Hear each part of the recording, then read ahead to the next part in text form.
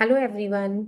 आज मैंने जो वीडियो बनाई है ये बहुत इम्पोर्टेंट है क्योंकि आजकल कैंसर बहुत ज़्यादा फैल रहा है। ओके, तो इस वीडियो में मैं आपको बताऊंगी वो 5 ब्लड टेस्ट जो कि आप करा के पता कर सकते हैं कि आपकी बॉडी में कोई ट्यूमर तो नहीं है।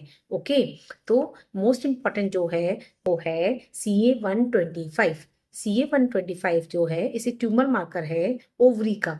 ये फीमेल में जो 2 ओवरी होती हैं, अगर उसमें कोई कैंसर है या ट्यूमर है तो उसमें CA-125 की वैल्यू बढ़ जाती है।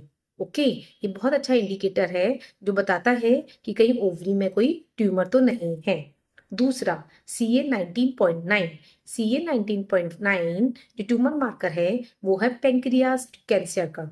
ठीक है, जो पेंक्रियाटिक कैंसर है मोस्ट इंपॉर्टेंट उनको होता है जो अल्कोहलिक होते हैं और जिनको गॉल स्टोन होता है। ओके, उसमें हमारे बहुत सारे पैरामीटर बढ़ते हैं। तो सबसे इंपॉर्टेंट है CA-19.9 जो बताएगा कि पैंक्रियाटिक कैंसर तो नहीं है। इसमें पेशेंट को जॉन्डिस भी आ सकता है। Okay, next is CEA।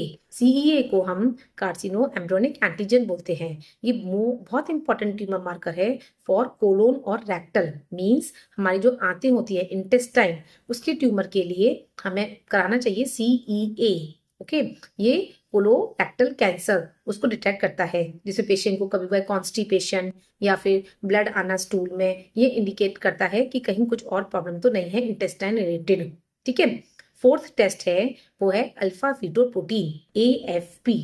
AFP जो ट्यूमर मार्कर है वो है लिवर के लिए। ओके, ये मेनली उन लोगों में होता है जो क्रोनिक अल्कोहलिक होते हैं या फिर सिरोसिस जिनको हो जाती है, जिनका लिवर खराब हो जाता है, डैमेज हो जाता है, या फिर लिवर से रिलेटेड जितनी भी हेपेटाइटिस वगैरह इन सब में भी आता है।